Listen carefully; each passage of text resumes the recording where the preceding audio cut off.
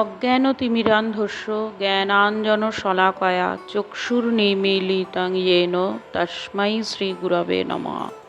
আজকে আমরা ঠাকুর শ্রী শ্রী রামকৃষ্ণের কথামৃত আগের দিন যেখানে শেষ হয়েছিল তারপর থেকে আবার শুরু করছি।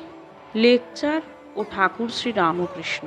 শ্রী রামকৃষ্ণ বিরক্ত হইয়া, তোমাদের কলকাতার লোকের ওই এক, কেবল লেকচার দেয়া আর বুঝিয়ে দেওয়া।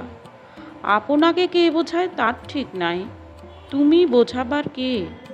যার জগৎ তিনি বোঝাবেন, যিনি এই জগৎ করেছেন, চন্দ্র সূর্য ঋতু মানুষ জীবজন্তু করেছেন, জীবজন্তুদের খাবারের উপায় পালন করবার জন্য মা বাপ করেছেন, মা বাপের স্নেহ করেছেন, তিনিই বোঝাবেন। তিনি এত উপায় করেছেন আর এ উপায় করবেন না? যদি বোঝাবার দরকার হয় তিনিই বোঝাবেন। তিনি তো অন্তর্যামী। যদি ওই মাটির প্রতিমা পুজো করাতে কিছু ভুল হয়ে থাকে, তিনি কি জানেন না তাকেই ডাকা হচ্ছে? তিনি ওই পূজাতেই সন্তুষ্ট হন। ওর জন্য তোমার মাথা ব্যথা কেন? তুমি নিজের যাতে জ্ঞান হয়, ভক্তি হয়, তার চেষ্টা করো। এইবার তাহার অহংকার বোধ হয় একেবারে চূর্ণ হইল। তিনি ভাবিতে লাগিলেন, ইনি যা বলেছেন তা তো ঠিক। আমার বোঝাতে যাবার কি দরকার? আমি কি ঈশ্বরকে জেনেছি, না আমার তার উপর ভক্তি হয়েছে? আপনি শ্রুতে স্থান পায় না, শঙ্করাকে ডাকে। জানি না শুনি না পরকে বোঝাতে যাওয়া বড়ই লজ্জার কথা ও হীন বুদ্ধিরও কাজ। এ কি অঙ্কশাস্ত্র, না ইতিহাস, না সাহিত্য যে পরকে বোঝাবো? এ যে ঈশ্বর তত্ত্ব। ইনি যা বুঝেছেন মনে বেশ লাগছে। ঠাকুরের সহিত তাহার এই প্রথম ও শেষ তর্ক।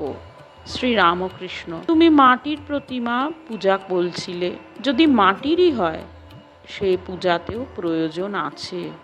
নানান রকম পূজা ঈশ্বরই আয়োজন করেছেন। যার জগৎ তিনিই এসব করেছেন, অধিকারী ভেদে। যার যা পেটে সয় মা সেইরূপ খাবার বন্দোবস্ত করেন। এক মার 5 ছেলে, বাড়িতে মাছ এসেছে, মা মাছের নানান রকম ব্যঞ্জন করেছেন। যার যা পেটে সয়, কারোর জন্য মাছের পোলোয়া, কারোর জন্য মাছের অম্বল, মাছের চচ্চড়ি, মাছ ভাজা, এই সব করেছেন। যেটি যার ভালো লাগে, যেটি যার পেটে সয়। বুঝলে মাস্টার? আজ্ঞে হ্যাঁ। আজকে আমরা পাঠের এখানেই বিশ্রাম দিলাম। পরের দিন আবার এরপর থেকে শুরু হবে। আপনারা সকলেই ভালো থাকুন, সুস্থ থাকুন, আর ঠাকুরের এই অমৃতময় কথা একটু একটু করে শ্রবণ করুন। হরি ওম তৎসৎ।